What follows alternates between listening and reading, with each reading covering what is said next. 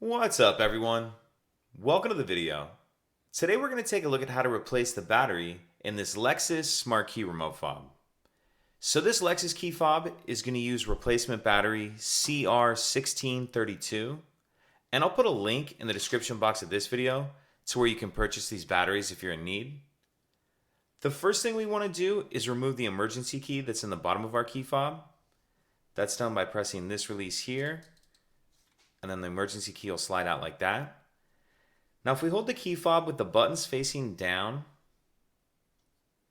and we take a look at the space where this key just came out of, we see this little notch right here. And if you notice, there's a little bit of a lip on this key. What I'm going to do is put the key in the notch like that, and then I'm just going to twist it.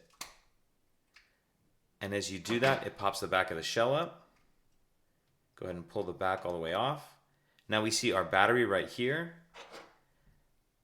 And there's another little notch, a little cutout right here that you can use. Put the lip of the key in there just to get under the edge of the battery and get it out of that holder. Go ahead and pull that out. We'll grab our new battery. And we want to make sure that we're installing that with the plus side up.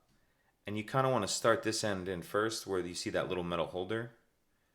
So start that edge in first like that. Oops. Start that edge in first like that, and then pop it all the way into place. And then go ahead and put the back cover on.